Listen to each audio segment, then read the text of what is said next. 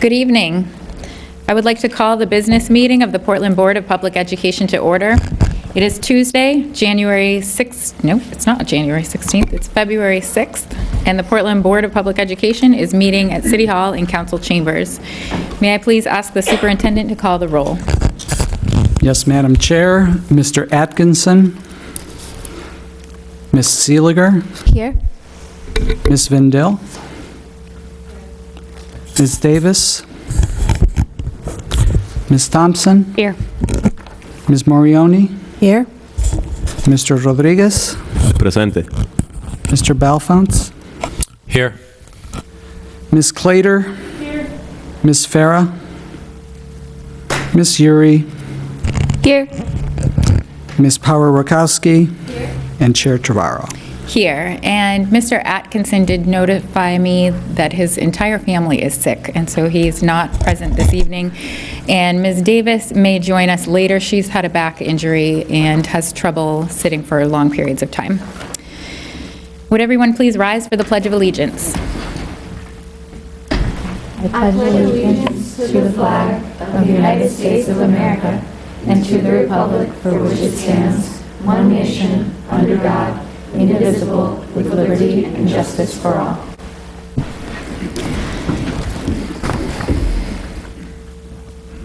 For the report of the chair this evening, I just wanted to report on a couple of events that I had the pleasure of attending in the last couple of weeks. On January 25th, along with Superintendent Botana and Assistant Superintendent Crocker, we attended the Presumpscot credentialing ceremony at Stroudwater Distillery on Thompson's Point. The Presumpscot School was officially accredited as an expeditionary learning school. So it was a very special occasion for the whole team of educators. And we delivered an award to Principal Loring on behalf of the board. It's a very exciting thing, expeditionary learning. We have it available now in all three levels at elementary, middle, and high school. So to make that official was a very exciting moment. So congratulations to Principal Loring and the entire Presumpscot School community. And secondly, several of us attended the launch of Parent University on January 27th. Thanks to members Vendel, Atkinson, and Balfounts for attending that event as well. We had an amazing turnout. I think it was 150, something like that. And there was a presentation by Amy Stewart Wells, who presented on diversity in schools. And there was also a Portland Public Schools graduate panel that presented. The Q&A was exceptional. We had just great participation. The energy was high, and we got really good questions and good feedback. So that was a very successful launch. And the next Parent University is this Thursday at King Middle School, starting at 5:30. And that concludes the report of the chair. Moving on to report of the students, we have Casco Bay High School. Tiana Uri. Thank you, Ms. Trevorrow. Good evening, everyone. First off, I'd like to thank everyone who participated in Casco Bay's Community Bias Reduction Dialogue at the end of last month. So as a facilitator, I'll say that it was so empowering to see the community come together and discuss real issues of bias that impact our community. I saw students really engaging, and I saw community members meeting them and finding that connection, and I thought that was just so powerful to see. So thank you for everyone to making that just such a meaningful event, so thank you. And next, I'd love to give a shout out to our fabulous school musical that went up last weekend. Yes, Adam's Family. Anna Power, who is here today, was an incredible Wednesday, and the whole community is so proud of the cast's amazing performance, so I'm clapping to you right now. Actually, everyone start clapping. Oh. But for right now, Casco Bay, as always, is hard at work as we get ready for our winter vacation. There are many big dates for all of our students. Stemming from last month's Bias Reduction Dialogue, our sophomores are diving into research for one of Casco's newest expeditions, Arc Towards Justice, which examines racial injustice in America. We're so excited to hear their podcast, which will present their knowledge and stories with the intent of bridging our divides. Juniors are diving deep into our public policy expedition, Casco's most rigorous. As we close in on the dates of our public policy symposium on the 12th and the 13th, thank you so much to all of you who have agreed to be on our panel of experts, and I know there are a lot of you out there. As students culminate months of research with public policy proposal presentation like no other. So juniors have worked so long and hard to pour passion into these presentations, and we can't wait to see you guys all there. So next, after the symposium, juniors will also enter their internships, which will help them explore potential careers and apply our skills from the school to the real world. So that's awesome. And next, seniors are working on Casco's final expedition, our senior expedition, which we call the intersection between a personal passion and a need in the world. As they pull together their expert papers, they are readying their individual culminations. From street harassment to arts funding, our Casco Bay seniors are delving into issues that matter with developed skills and unmatched passion. Finally, our student-led parent-teacher conferences will take place on the 14th and the 15th of this month. As a student, I think it's really important to share what I'm doing in school with my mom and my dad and form a connection between my life at school and my life at home, which I think is really important. And, however, at Casco Bay, we believe that there is a time for rigor, but there is also a time to come together as a community. Our Mardi Gras dance is this Friday, and we are incredibly excited for that. Part of the proceeds will go to Junior Journey and helping us all of the junior class get to Millinocket for documentary studies this April. But right now, we're in the midst of celebrating our Spirit Week. Today was Dress as a Character Day, and tomorrow is Dress as a Teacher Day, which I'm sure will be wild. What else do we have? Oh, and Spirit Week will culminate with our all-day winter carnival, which includes games all day from mystery snack to peeling a banana with your feet. So, which I will be participating in, by the way. This annual Casco Bay tradition always finds a way to get funkier and more unifying every year, and I, for one, cannot wait to participate. And on that note, I conclude my report. Thank you, Ms. Yuri. Report of the superintendent. Thank you, Chair Terraro. We have a workshop at the end about changing some of the order of the agenda items, and I think I want to go ahead of the students because their reports are always so much more fun than mine. So, but I think that has more to do with who's doing the reporting than the actual report. Although we will not be talking about peeling bananas with our feet. So. But tonight, we do begin by honoring a distinguished student, Kate Bork, who's been selected to serve as a student intern with the Office of United States Senator Susan Collins. Kate is a junior at Portland High School. She's involved in student council, executive board, key club, and varsity tennis. She's an active volunteer at school, church, and at Preble Street. Kate was awarded the prestigious Grit Award by her teachers during her freshman year. She's enrolled in advanced placement and honor courses, and her plans for college include studying political science. So I think you're in the right place. Kate was one of 4 Portland High juniors applying for the internship and was chosen after an essay interview selection process. This is the second consecutive year that the Office of Senator Collins has hosted this prestigious expanded learning opportunity for a Portland High School student. These internships provide students with school credit. They are the results of a collaborative effort with the nonprofit Jobs for Maine's Graduates, JMG, and Portland High School, aimed at giving local students an opportunity to learn more about the work of a U.S. Senator's office through observations, assistance, and mentoring. We're incredibly proud of Kate and know that Kate, you will continue to make your school and the Portland Public Schools proud. So we're glad to honor you tonight.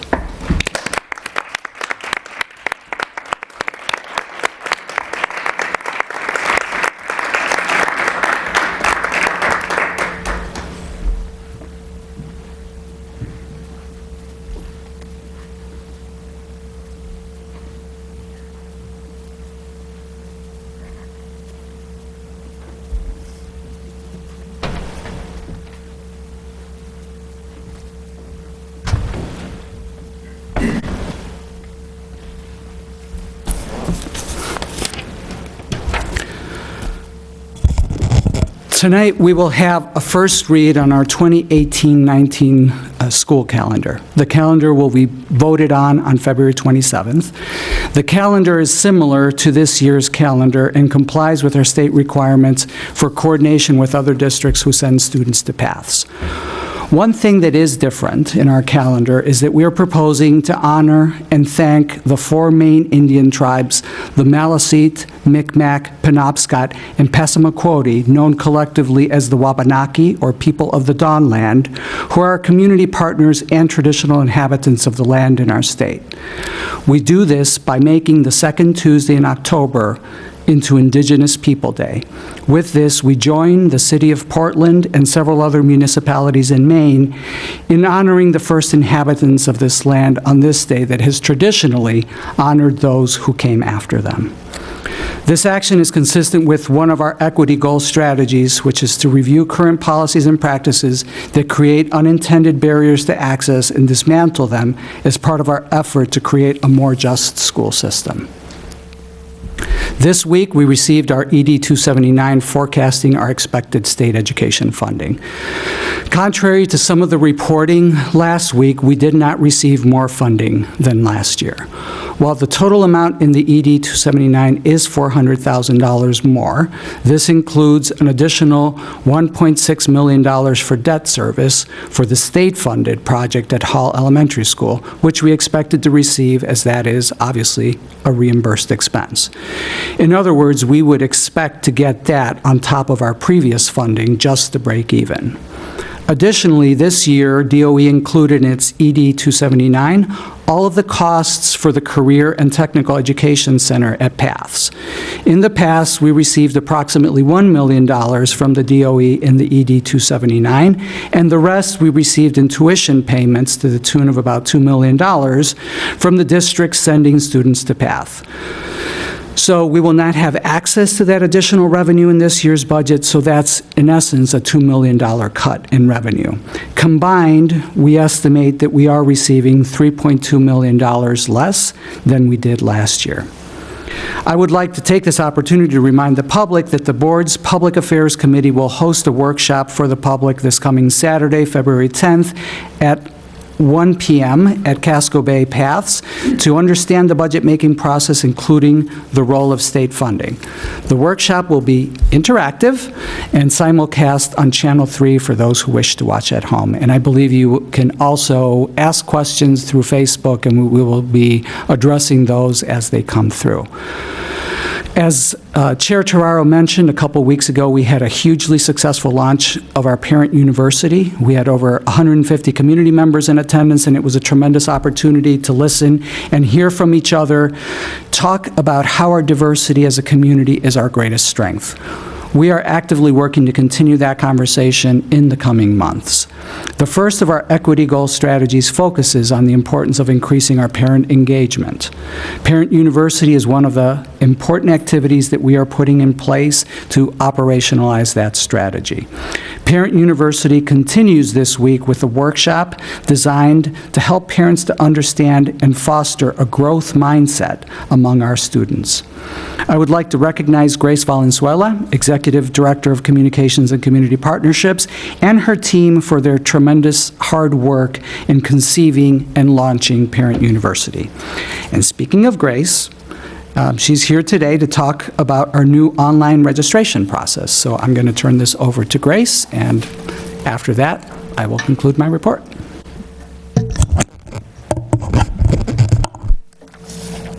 Good evening. Registering children in Portland Public Schools requires some completing various forms and filling out one's names, address, other information on every document. Then every school year, we send home a stack of forms for parents to update. These are called your first day packets. If you have more than one child, you will have to fill out the same forms for each child. Upon receipt of these completed forms, our registrars and school staff will have then to enter the information on our student information system. So as you can see, the whole process is very inefficient time-consuming and labor-intensive. So last spring, the IT department started exploring the possibility of doing online registration that will interface with our student information system called Infinite Campus. In this research, we saw the numerous benefits to having an online registration. It is cost and labor efficient, it is quick and convenient, there are no handwritten documents to read and enter, so you can minimize potential errors. It also eliminates duplicate entries, not to mention saving trees in the process, because we print thousands of these papers to send out to parents. To put this work into action, Mike Derry and I put together a team to help with implementing an online registration system for the school district.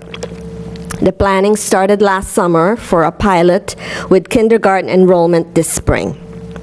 Moving to this system requires a lot of training and building of the system for IT staff, school registrars, and academic secretaries at the district level. The training sessions were held for several months, from October to January.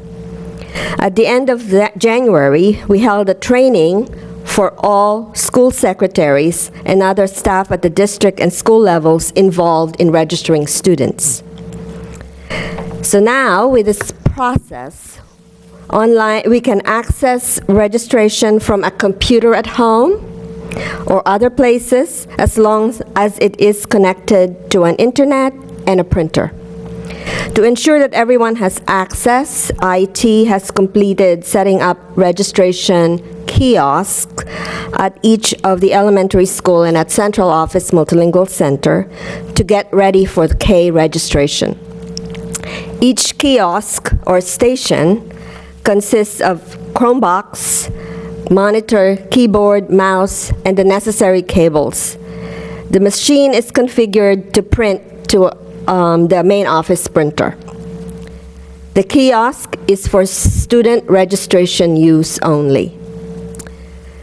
So for communication purposes, principals have been kept abreast of the work progress in the Superintendent's Friday footnote, and last Friday's communication included the flyers regarding online registration for incoming Ks.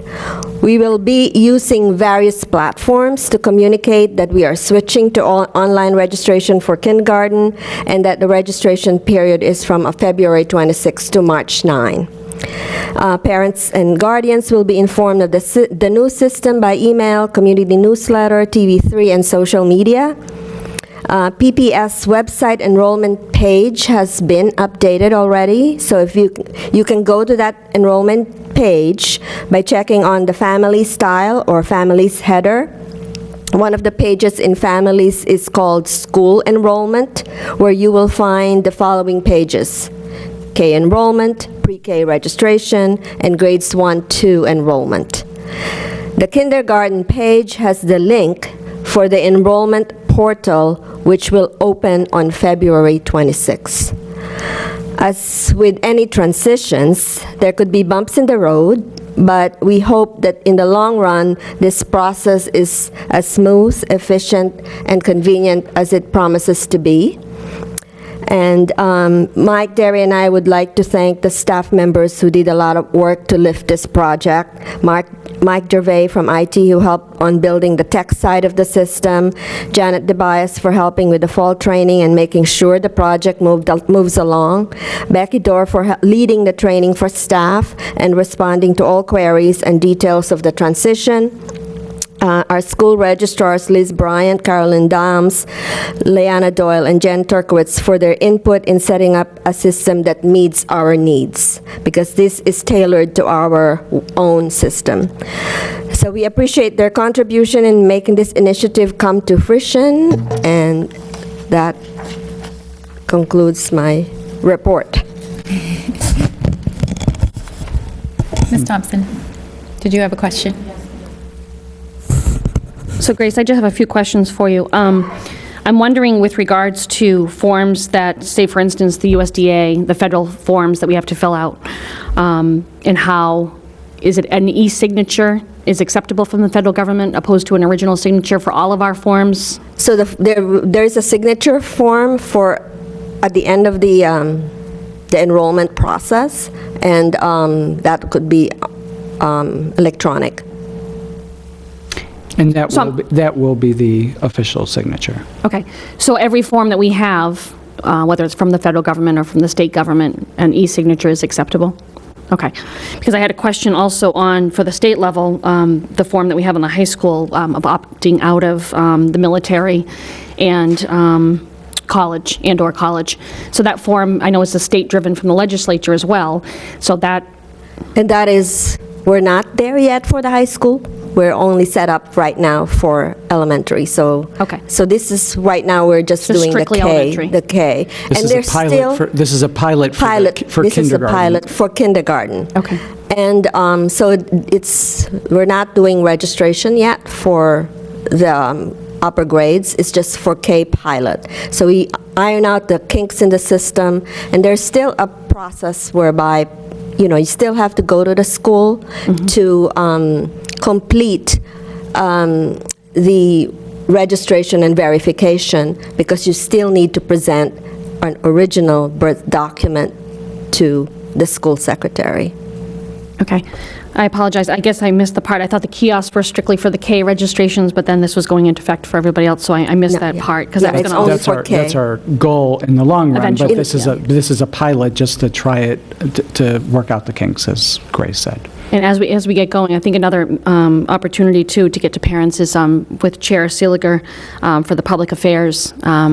That might be a great opportunity as well to educate parents. So just wanted to mention that. So Thank you. again, we're building the system as we're learning about it, because there will be some kinks in the system, and we are working on all of those things first before launching into all registration for new students.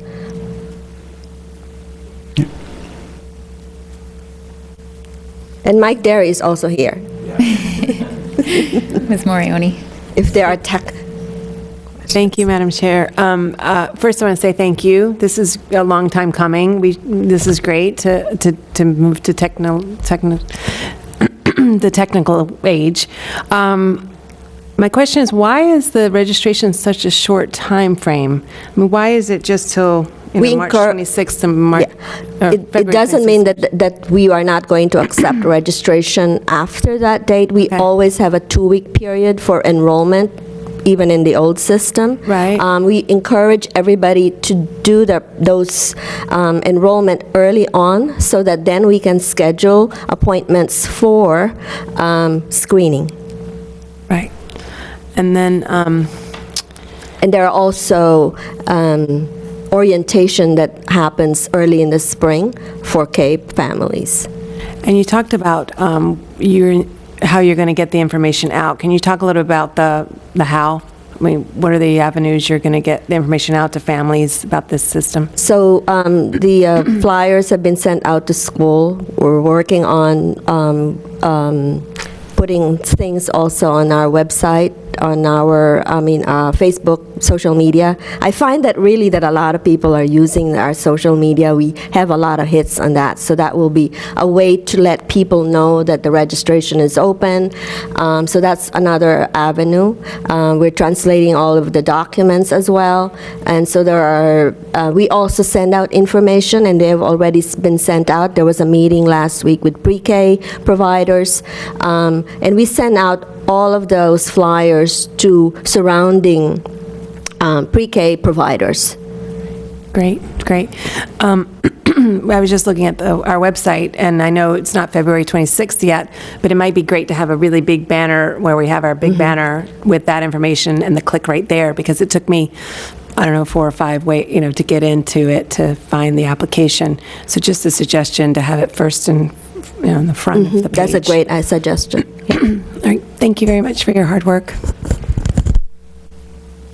Mr. Balfons. Hi, Grace. So my questions involve security of this information. Have we looked, are we using basically industry standard security? Yes, sir, we are. Mike, can you, yeah. It's a cloud-based solution that is tied to our student information system.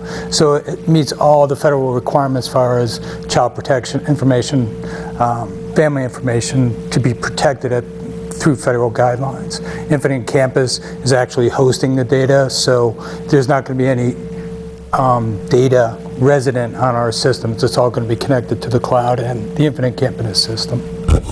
And do you know if other schools use the Infinite Campus too? Yes, To do that? yes, sir. The state is currently using it, or just got off from using it, but there's numerous districts, such as ourselves, that utilize this system. Great, thank you.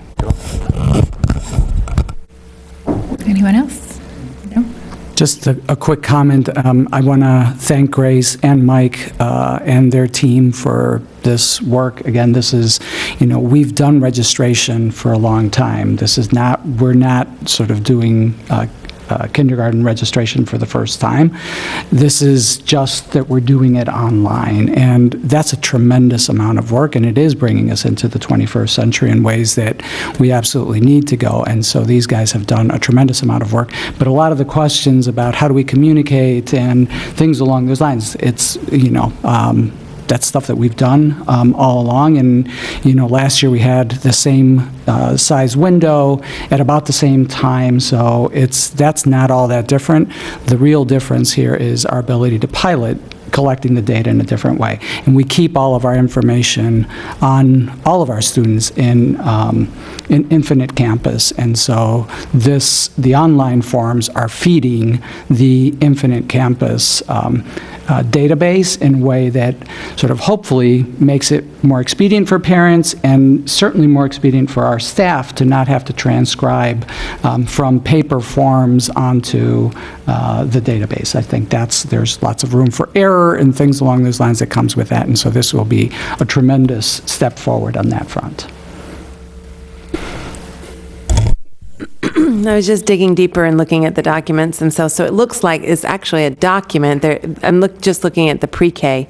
Is the kindergarten different in that they're going to have because the pre-K, you print out the form and you still handwrite it all in. But the kindergarten version is going to be more of a all automated on the screen. Is that? I'm just kind of visualizing. And the pre-K is a pre-registration because we usually do a lottery. Right. And so we really cannot enter the information if they're not potentially going to be enrolled. Yeah. So that's how, so once they submit the application and they get a slot or a space in the pre-K, then we are going to enroll them and they're going to go through the system. Okay, gotcha. Okay, Yeah. Thank you. Just clarification. Thanks. That's a great question. Great. Okay. Moving into report of the secretary, consideration and action to approve the meeting minutes of January 16th. Is there a motion? Ms. Thompson, seconded by Ms. Seeliger. Are there any questions on the minutes? Seeing none, is there any public comment on the meeting minutes? Seeing none, is there any board discussion? Seeing none, all those in favor of approving the meeting minutes of January 16, 2018, please indicate. Any opposed? It's unanimous with the students voting in the affirmative.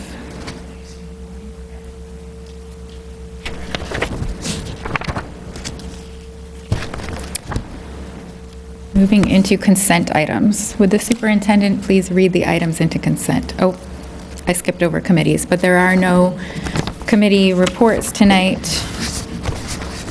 The upcoming meeting dates. Do not see. So I know Finance is meeting, it should be at the end of our agenda. Finance is meeting on the 13th, and Public Affairs is meeting this Saturday, the 10th, and Policy and Public Affairs is also meeting on the 13th. So those are the upcoming meetings. And then back to consent items.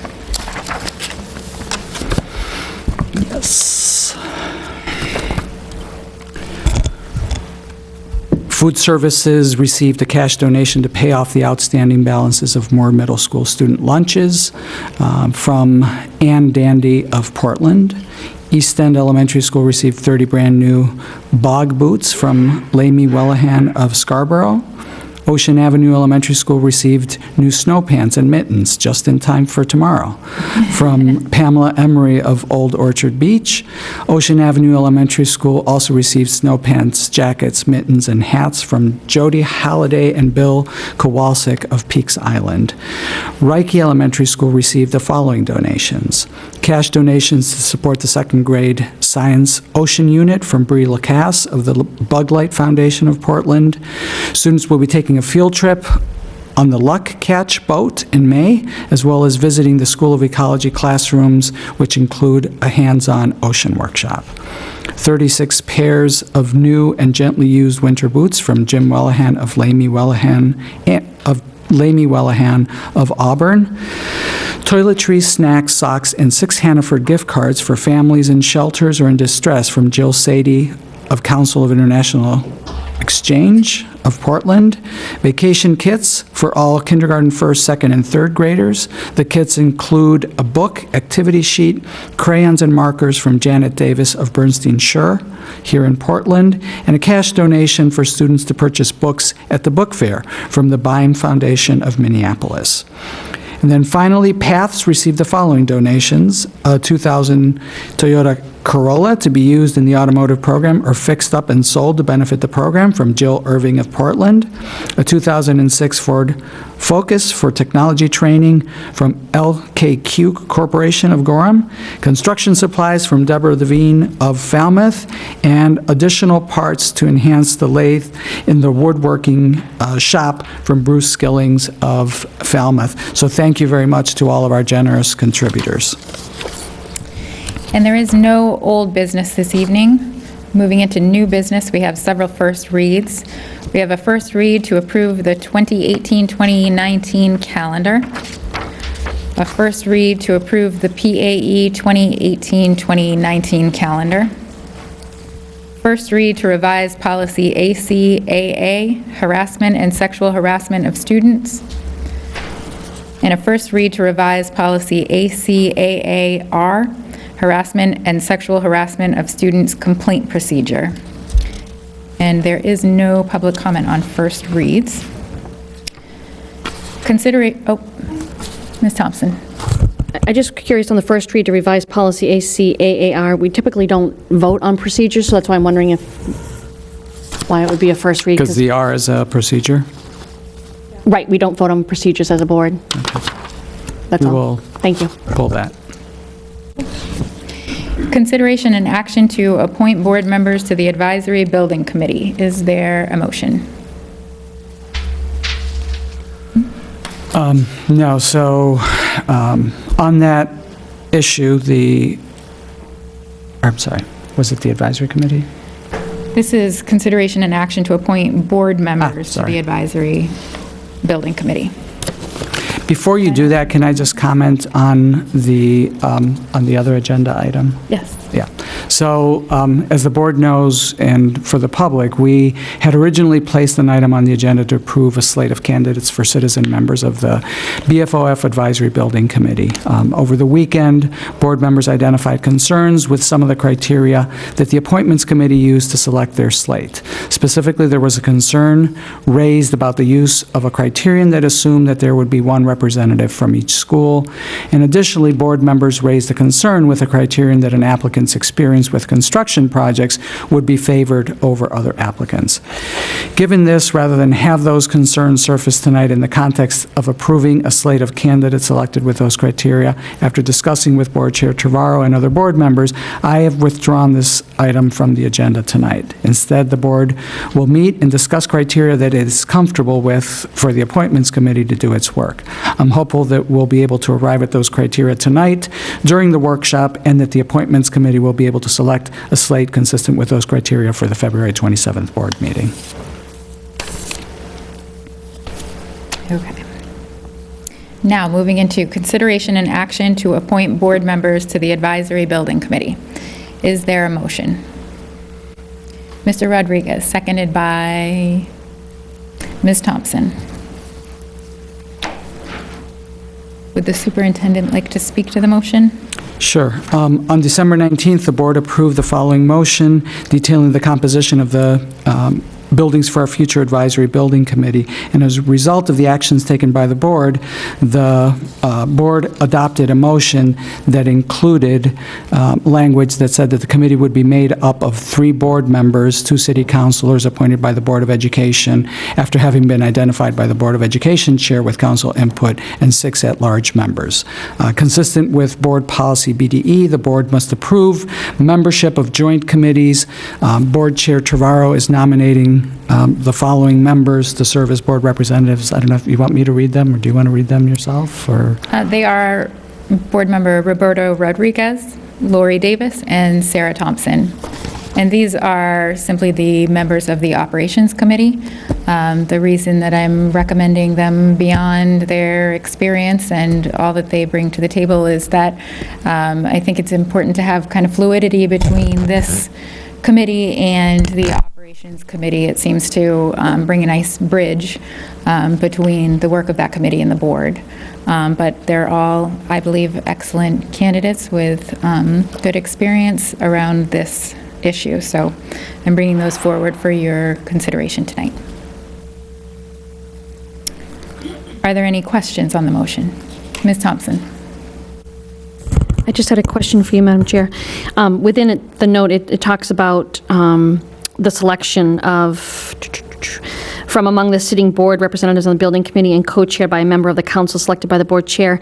Would that be an action item that would come in front of the board, similar to, or is that something that you, That is- how do we communicate out to people that action?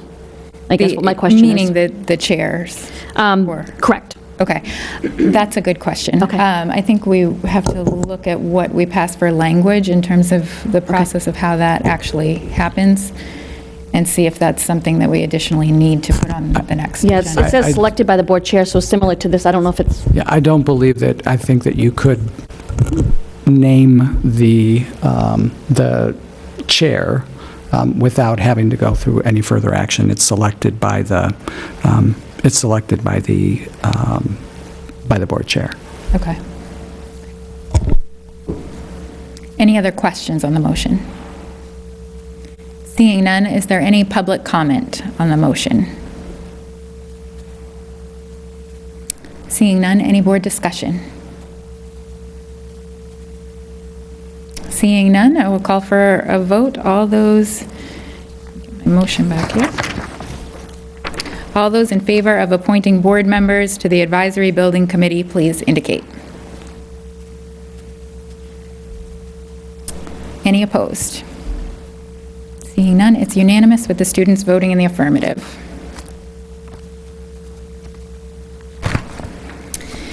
Consideration and action to appoint members of the Hall School Building Committee to a Hall School Naming Committee.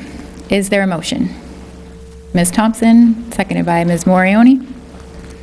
Would the superintendent like to speak to this motion?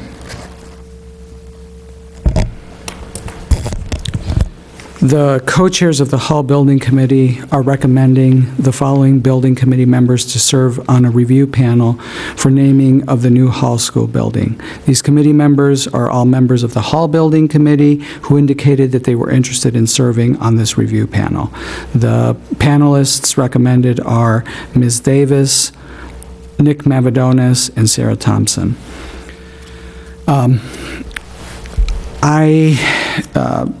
There is a memo in your packet that outlines the rationale for these recommendations and also lays out the process that they propose to use for making the recommendations. I would want to point out that the review panel will make a recommendation, but it ultimately is the board's responsibility to affirm those findings and recommendations prior to it going into effect.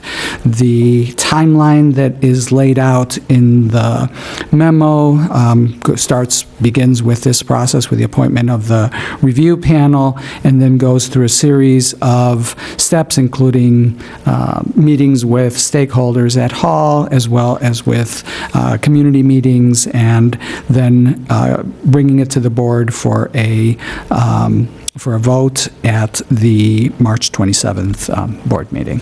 So the goal is to have a new name or the current name for Hall determined by March 27th. Are there any questions? Ms. Thompson?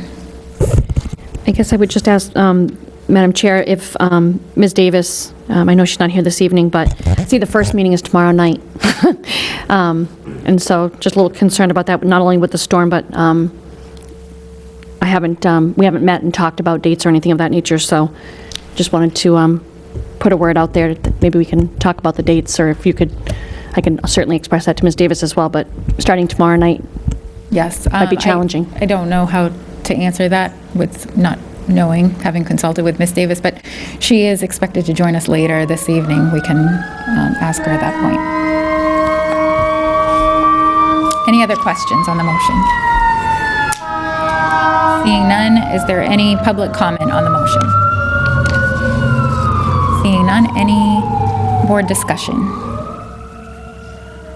Seeing none, I will call for a vote. All those in favor of appointing members of the Hall School Building Committee to a Hall School Naming Committee, please indicate. Any opposed? It's unanimous with the students voting in the affirmative. Ms. Thompson. I'm just wondering, before we get into the really great information of the early childhood strategy development, if we could just ask for people in the community, the public comment. I know we only have a small amount of people here, but I think they're Yes. waiting for the very end. We can do that. Okay, thank you. We had talked about at the beginning of the meeting, we expected that there may be some people here tonight that wanted to address us in public comment, and in the interest of not having to make people sit through the whole meeting, we would take it out of order and take public comment at this time. So if there are any members of the public wishing to address us this evening, you may approach the microphone. Please state your name and address, and you'll have 3 minutes to address us. Comment for anything? For anything not on this evening's agenda.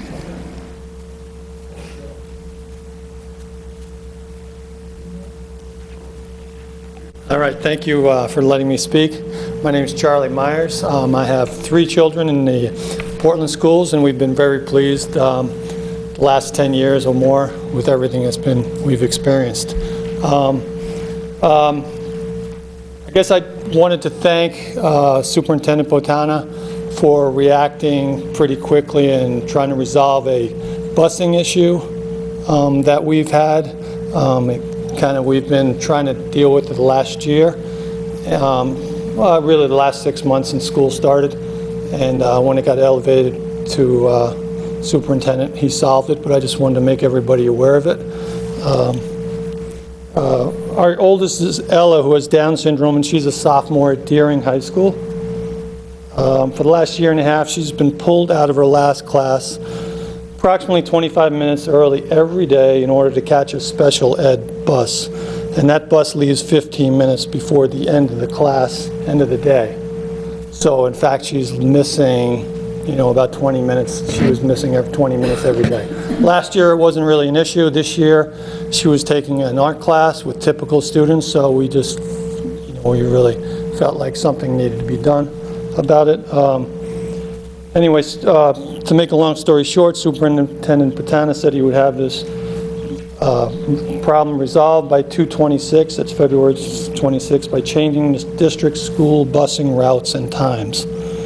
My wife and I and many other parents are grateful, and I was surprised that this took so long to be corrected, and I was kind of more so surprised that it happened in Portland, that our kids were being pulled out of class early. Since it is a kind of a blatant violation of the special education regulations. My only request is that the school board is able to review the new bus schedules to ensure that our kids with disabilities are on the bus for an acceptable amount of time.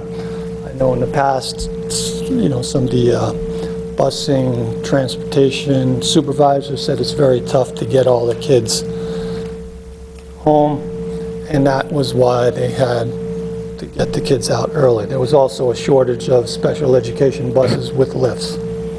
So I just know we haven't seen the schedule yet, but I just want to make sure that the bus routes on the way home are, an acceptable time for our kids. And anyway, I want to thank the superintendent again, and I appreciate his quick action.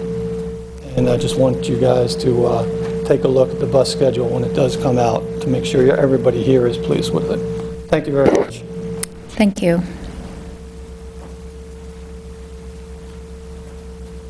Hi, thank you for your time.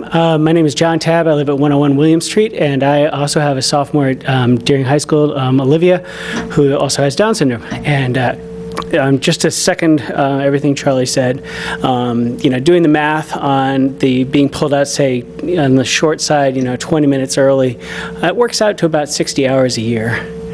And not only is it, so that's just about 2 weeks of school, but if you think about it, really, it's 60 hours out of your last class of the day.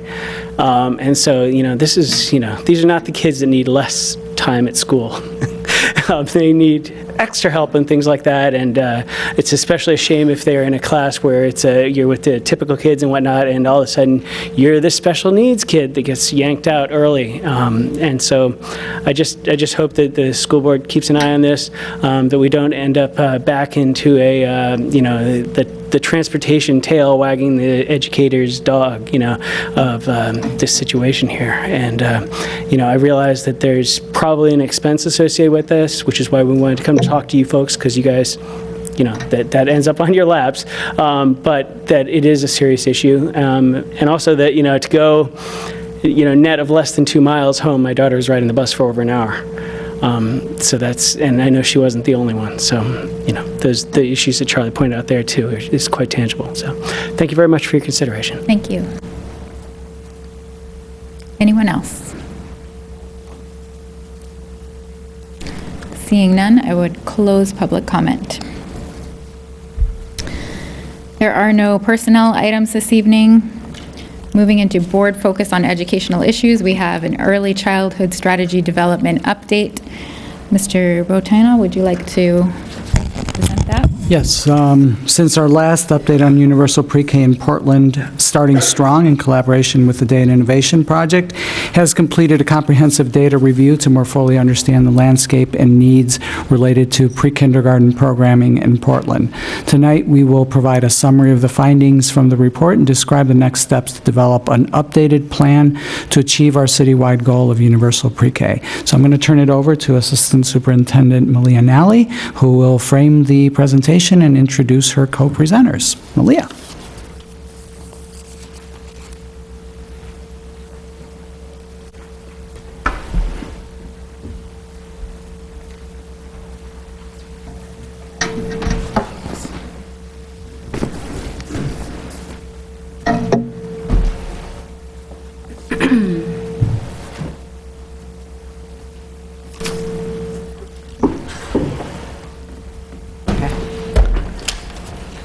Good evening. I'm here to, like Superintendent Botana said, give a little bit of an update. So just as a reminder, we provided an update on our plans and progress at the board meeting on October 3rd, and I did leave copies of that presentation, especially for new board members in case you wanted to look back at some of the previous context. So we're here tonight to just share updates on the progress we've made since that time and to try to clarify our path forward. I also want to acknowledge that our partner, Starting Strong, represented by Katie Camplin, who's the program director, is here, and they're playing a very key role in convening all the partners who are committed to Universal Pre-K in Portland. For those who are less familiar with Starting Strong, they're the arm of Portland Connect Ed that's focused on the birth to age 8 priorities. So I think of them as a collective impact convener, and they have over 30 partners, of which we are one, who are very actively involved in improving school readiness and grade level reading in the city. Their specific strategies include three main areas of focus. One is working to increase access to high-quality early learning opportunities. The second is around engaging families in their child's healthy development. And then thirdly, they're focused on strengthening and creating policies that support children and families. A couple examples of the work that they've done that have had direct impact in our schools include, first, the Starting Strong Reading Partners program. This was piloted in 2015 at Ocean Ave Elementary. It's a program that's focused on first grade students who are behind grade level in their reading, and they are matched with a skilled volunteer to get additional support and tutoring twice per week for 25 minutes each.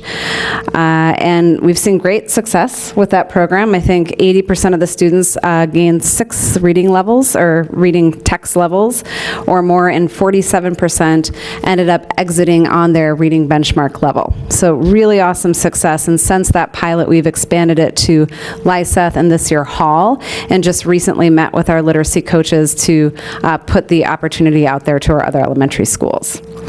They also supported the pilot we had this past summer, the summer program at the Portland Family Shelter, where we created a summer program for students living in the shelter, which was really important because many of those students aren't able to sign up for our summer programs in time, and so we brought the program there, and they played a real key role, especially around providing language and community support for the families and connecting students and their families into other community partners in the city.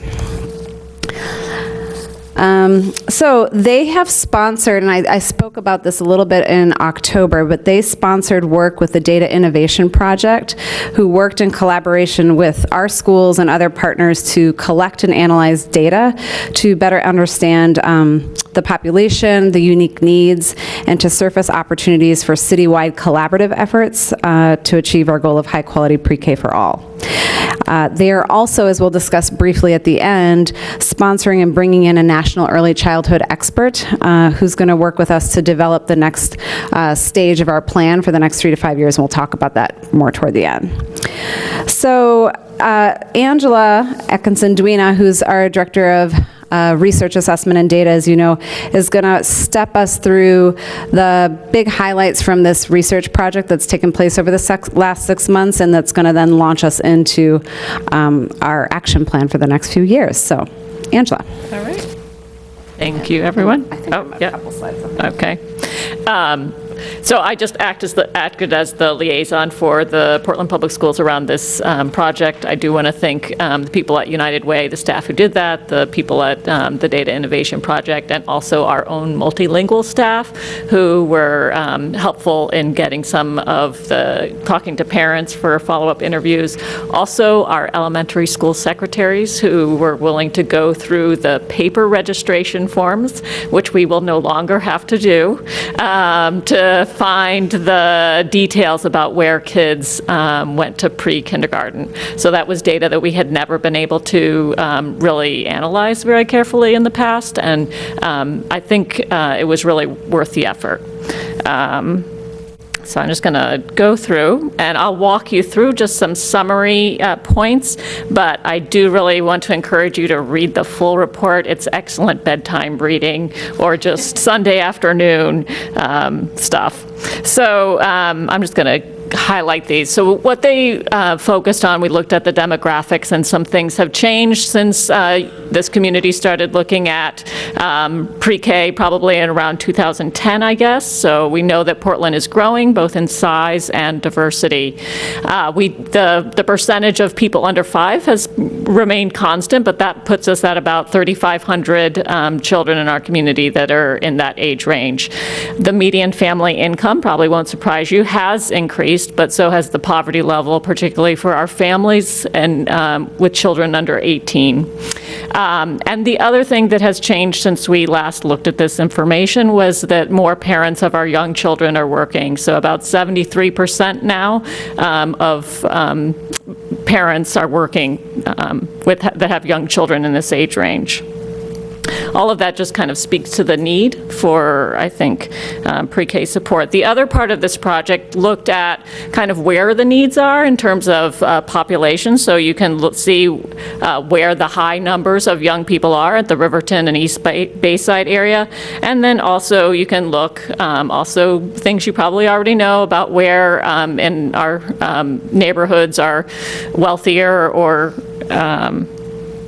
and then the other piece that we looked at was kind of just mapping this, what pre-K, where our pre-K programs are throughout the city, and also the quality of those pre-K programs. So when we talk about quality, we use the state's quality rating, so that rates programs on a 1 through 4 level. So you can kind of tell in more detail in your report, like a bigger dot is a quality rating of 4. And the smaller ones are 1. And so any partner that we work with from Portland Public Schools must be a quality rating of 4. So that is the state law. That's not kind of our rule. So in terms of partnering with other programs, we are limited. I think there are about 8. You can correct me, 8 programs in Portland that have a quality rating of 4. So we're not partnered with all of them right now, but that's kind of the extent right now that we could extend the partnership. Whoops, I think I went backwards. And the other thing that we found out, previous estimates we had looked at had used census data that showed that Portland students, about 54% had attended pre-K, but through the actual look at our data, we found that really about 75% of our incoming kindergartners had some kind of pre-K experience. And we could pretty much account for the quality, like we knew where they were, either was a PPS program or a Head Start program for about 54%. We didn't have information for another 25%, and then some of those some of those people that we couldn't quite say exactly what the quality was were at a private program that just didn't follow the quality rating scale. So it could have been a good quality program, could have been not so good. So we don't have some information, but we do have knowledge that says about 75% of incoming kindergartners did have a pre-K experience. If you want to look, this table is taken directly from, I think, pages, 18, 19 maybe, in your report, that just looks at, by school level, where kids had pre-K, what percentage of kids had pre-K experience, or what percentage didn't, what went to a private program. We did find that 32% of our lower income students did not have pre-K experience. That compares to 20% of our higher income students. And then 39% of our PPS pre-K students who were EL students attended pre-K, and 31% of our EL students did not have a pre-K experience. The majority of those students did have the experience at PPS or at Head Start. And so then also I mentioned the interviews that we had with parents. We looked at our data for parents who, for instance, had entered the lottery, the PPS lottery, and then were offered a slot, but then declined the slot. So we followed up with interviews with them to see, why were you declining the free slot? And most of, you won't be surprised, this is things that we've heard before, but from those parents in those interviews talking about the hours of the program that didn't work, not having access to transportation, not having or access to after care programs or early morning programs, or just a preference for Head Start, which does have that wraparound programming there, or maybe the location was a little bit off. We also did, or DIP also did, interviews with the preschool providers, and those were similar challenges that those preschool providers also talked about families having.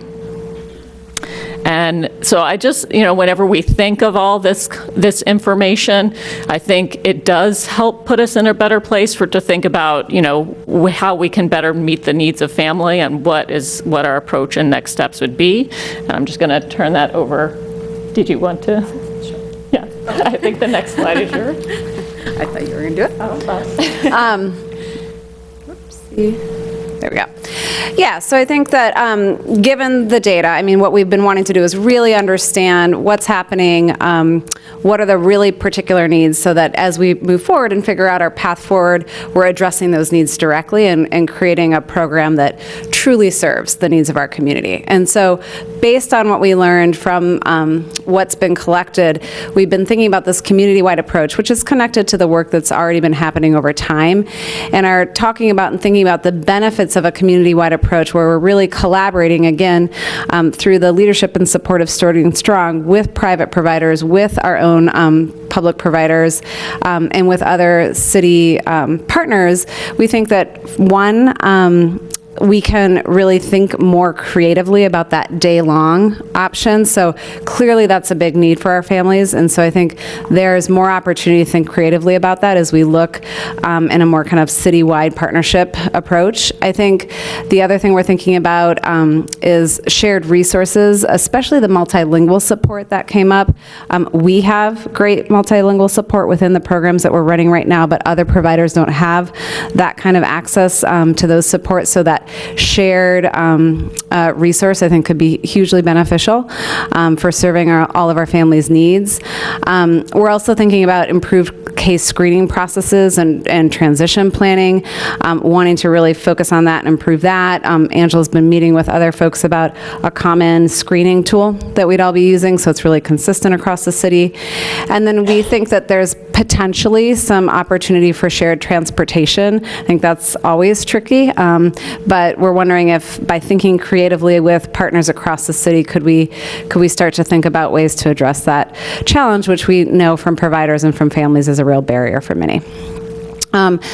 At the same time, we know that the challenges we've faced so far are kind of continuing, and these are challenges, just to be clear, that are not unique necessarily to Portland. And so we are grappling with some of the issues around competition for high-quality staff, pay parity. So our public program pays on our teacher scale, and other private programs do not do that right now. There's some differences in philosophy around curriculum. So those are some other things as we kind of think about broadening this program. We'd have to think through how to grapple with that, how consistent we want that to be. And then, I don't know, this is a challenge, but it's also an opportunity. I think you all are aware of CDS is potentially going to integrate into the districts, and so the timing's actually great for us to be thinking about our future kind of plan and implementation plan and how we would incorporate CDS into that. CDS, Child Development Services, right? I never say the full name, sorry. It's Special Education Services, yeah. So, in terms of next steps, so Starting Strong put out an RFP and ended up hiring School Readiness Consulting Group. So this is a group that brings real expertise in working with cities on universal pre-K. And so they're kind of systems thinkers. They're awesome with facilitation, with strategic planning. So they're going to work with us for the next 6 months to take all of that awesome data that Angela highlighted, just the high points of, and to help us think about our goals as a city, what it's going to take to get there, how quickly we can get there, and what that would look like in terms of an action plan, which then we, as a Portland School District, would understand what our role is in that, and that would be then what we're accountable to moving forward. Included in this process will be the financial analysis as well, so budgets considerations, which I think are critical and will be super helpful to us in making some decisions. So timeline-wise, we're aiming for having the real plan by September of 2018, which also gives us time, when you think of budgeting, we'll have that in plenty of time to be able to build that in to the extent that we need to into our budget, next season when we come to this time. So the basic process is really taking that data, using that to reground in the principles for how we work together as a city collective, helping build out the plan for us and then presenting that to us. So that's the big, I think, those are the big updates from now. I'm excited about the partner. I think we have really good, clear data now. A lot of it confirms what we already knew, but now we really know it. And so I think we're well positioned to move forward with some clear focus and direction. So we'll open it up. Anything you'd want to add? Okay, let's open it up for questions, and I'll field some and call on Angela and Katie as well to join me. Ms. Thompson. Thank you very much. I just have a quick question at the end. You were talking about lead the community through 4 phases of a process. So community-wide, City of Portland, so all of our partners and other community members. Okay. Just want to make sure that that was a wide net. Okay, Yeah. thank you. Great information. Thank you. And I can't wait to read the report. Yeah. At my bedside. Yes, I bet you will. Any other questions, comments? Mr. Rodriguez. Yeah. Thank you, both of you guys, for the presentation of all the work. Obviously, there's a lot of interest in this, and so I haven't read the report, but I was You also will at bedtime. Yeah, and I literally just put it on my to-do list. But I did start kind of quickly browsing through it real quick. Yeah. Trying to keep up with the points that you were bringing up, and so immediately I was thinking of the demographics of the students that we do have enrolled currently. I think we said it was how many students? 100 right now currently enrolled? Yeah. 120. And so there's a graph here that gives us a race and ethnicity of the students enrolled, but I mean, I'm not smart enough to figure out this Do you know chart. what it is? I'm not sure which graph it is. So I'm on, and you don't have to explain it to me right now, but just, this is kind of where my mind went. I wanted to know what our students are. It's page 16. Okay. So it's a linear graph, not a linear graph, but it's got more action here that I can digest.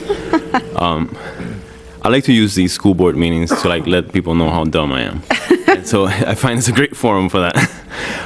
Point being, I wanted to get an idea of what our current, because then later on there's another graph that talks about how the students that we're getting who don't have any prior school, and so a large percentage of those students who don't have any prior schooling are students of color. Yeah. So I wanted to know currently what we're doing in regards to that percentage.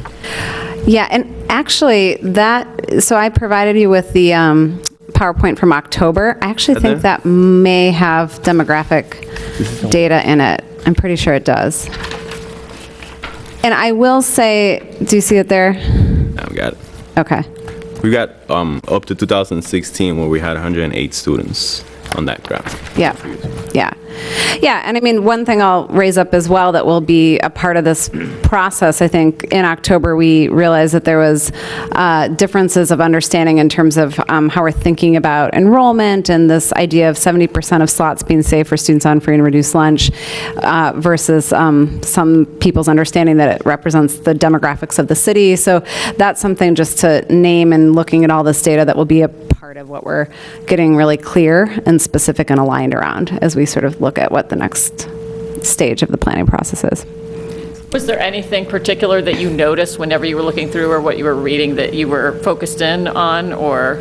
So not particularly, because like I said, I was just kind of quickly browsing through it. But immediately when we started talking about these things, I like to kind of consider that aspect of it, and just getting a good idea to help me contextualize what we're doing, getting a good idea of what we're currently serving and the populations that we're currently serving. And then obviously if we have a good, not obviously, but my assumption is that if we have a good percentage of these students of color that are currently participating, we're doing something right.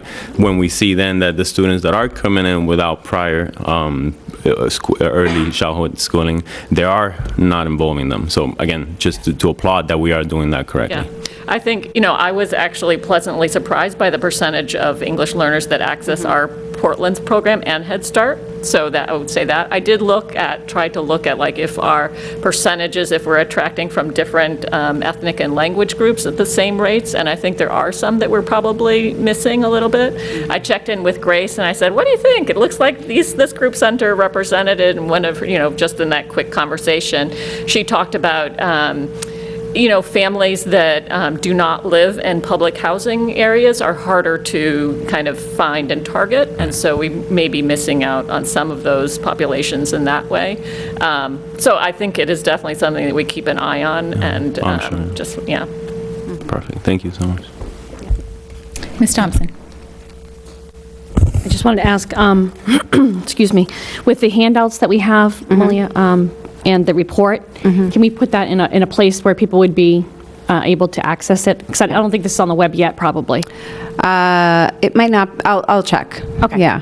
I'm not, It would certainly be in the, along with the board packet, so the information report. that you have. But to your point, yes, putting it in a place that's more accessible. Yeah, I don't think anyone's going to read our board packet to find pre-K, but. yeah, we will. But I just, where we have the registration, we were just talking about the registrations and things like that, that might be a perfect spot for parents to be able to access it as part of Grace's information, et cetera, and/or prior to. So, yeah, that's a great idea. the lottery system, yeah. Okay. Thank you. Ms. Yuri. Thanks, Chair Chavarro. I guess what I was wondering is when you're talking about like struggling sometimes to get kids from different demographics in, especially English language learners and kids of color, like when you're sort of trying to take away those barriers like transportation, like hours, like different teachers who have those support systems for multilingual kids, I was wondering, like, how will a community-wide approach in Portland, like, help that, and what would that look like? Like, when you're partnering with transportation, like, what would that look like? Like, people in different vans going around, or?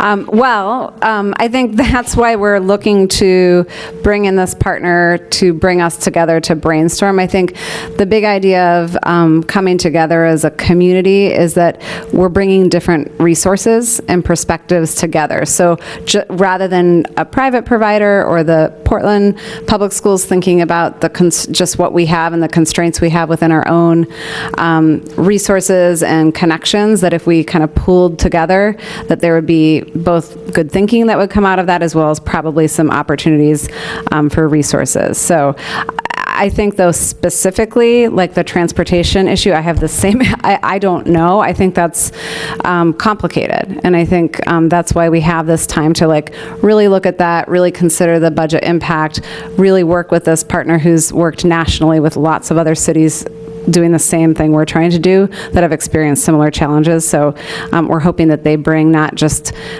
process facilitation, but real expertise and recommendations and models from other places.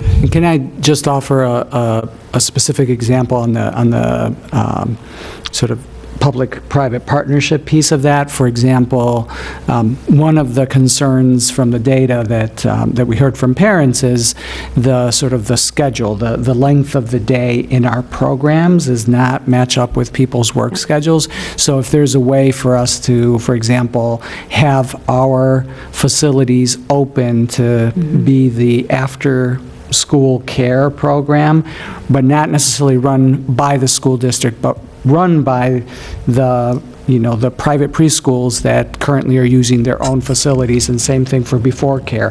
That's the way that you can sort of forge some of those public-private partnerships with people being able to bring what they're skilled at and what they have the resources for, and have it be in a way that is more closely aligned to what parents, right now parents, if they want that, they have to sort of get their kid from our preschool to the private daycare program. And if we could do that all in our location, that would be probably one of the kinds of things that we would be exploring. Yeah.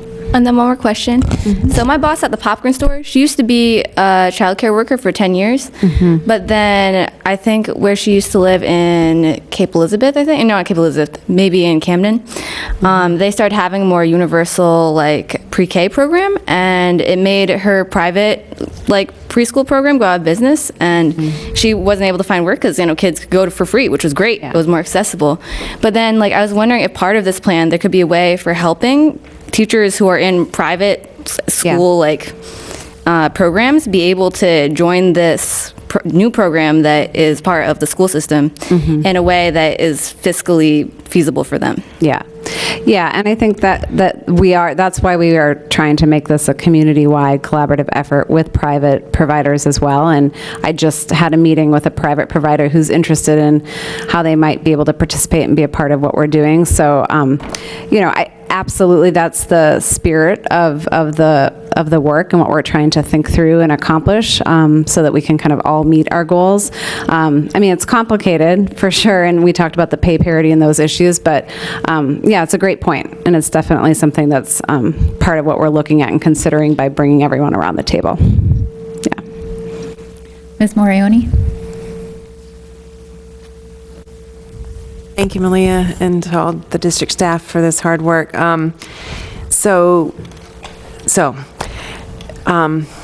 The board back in 2010-11 decided to add a preschool classroom each year. We took a pause this year. We didn't add one. And now we have Hall that will be ready in the fall, and we have two, I believe it's two preschool classrooms that will be added to Hall in the new building. So I just want to say I appreciate all of this, but looking at now the time frame, it looks as if when you listed out the phasing, it looks like that could potentially be a whole nother year until we get a final a final plan or from the work. It's going to take working with the community, coming back to synthesizing information, developing a final plan. And bottom line is, why do we have to wait any longer than for this plan? Let me phrase it differently. Are you envisioning that we would then hold another year in a pause mode to not add any additional preschool until this is all done? Let me try to answer that. I think, and I've said this before, I think that, and I think the data bears it out, which is partly why we wanted to have this analysis done. I think that, saying that we're going to add a classroom every year sounds good, but, we don't necessarily know that we're creating the quality web of services that are helpful to parents. I think when you read the report, one of the things that you see is that we have significant turnover in our pre-kindergarten programs, and that turnover, as well as the waiting lists, is higher in, for example, Hall, which is, a building that serves as, serves a variety of communities. So I specifically asked for us to put a pause on that until we had these data so that we could make the effort to come together with all of the other constituents in the community that are equally committed to creating quality pre-kindergarten and developing a strategy that goes beyond adding a classroom a year. And so that, my request at the time was give us a pause on this year. You did that. We are now obviously not going to have another pre-kindergarten program in place come September, but we will have a plan for how to move forward, which may involve adding additional classrooms, but it also may involve doing things like what I discussed earlier, which is looking at our current, classrooms and figuring out how to make those, full-day programs instead of, 9 to 2:30 or 8:30 to 2:30 kinds of programs, which don't meet the needs of many of our parents. So I think that, this is pausing for a good reason. We have the commitment from Starting Strong to bring resources to bear on a strategic planning process that will help us to do this in a way that is, comprehensive and really gets to the needs that are identified from the data. So I think it would be folly for us to sort of, now that we have the data, just move forward with our, strategy of adding additional classrooms. And, I really instead am asking that you let this process work itself out. Let us get, those community providers, the school folks together so that we can actually have a comprehensive strategy for how to grow pre-K so that it's universal. And my other question is regarding, Angela had mentioned there are 8 that have, in the district that have the Quality 4 standard. But you didn't say how many we already are partners with. So I was just wondering, of the 8, how many are remaining that we're not partners with yet? Yeah. So 3 out of 8, so there's 5 left that we're not partners with. So, we have I don't know how many of those have expressed an interest. Yeah. Probably, I don't think all of them, but probably some. Yeah. Right. No, I just wanted to know what we currently have, that number, and what's left. So potentially 5 partners, who knows, could be more that. No, I don't know if Katie knows more about, like, whether they even have space or, that whole piece about it too. So. Yeah, yeah. Well, I'm happy to know, I'm thrilled that, that we have Who does? Katie? Oh, you want to answer it? I didn't see you, I'm sorry. You wanted to answer it? No. Oh, Sarah. Sorry, I didn't even see you, but Sarah said somebody wanted to speak.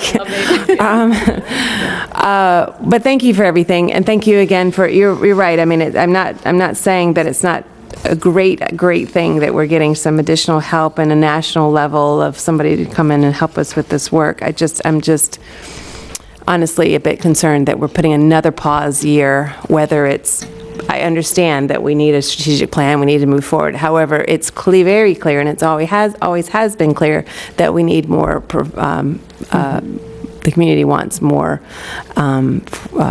pre-K opportunities and options, Yeah. so. And I would just say, too, I mean, I think we all share your urgency and commitment. And as we think about this plan, something that, I think we've talked about really wanting to be clear is what is the concrete goal, and how quickly do we think we can get to that point? And so sort of, the one classroom per year has been the strategy. Now we're looking and saying, what about that is working? What about that's not working? And how do we rally resources in a collective way across the city to address those issues? And then where are we trying to get and by when? And it's possible that, then with this new strategy, rather than opening one more class a year from now, there's 3 more classes. Or, you can imagine that it's a little bit of a go slow to go fast, but I think the urgency is there, and it's just trying to make sure that in the design we really are thinking carefully and deeply about what will make it work for families, especially families who don't have the resources necessarily to access private providers on their own. Yeah. Can I, just to add, I think, whenever we started out this data, I don't think we expected 75% of incoming kindergarten kids to already have had a pre-K experience. Mm-hmm. So I think just to keep that in mind, what we found is that is the case. And so I think it is worth a little bit the kind of let's step back and do plan, like in light of this new information that we have.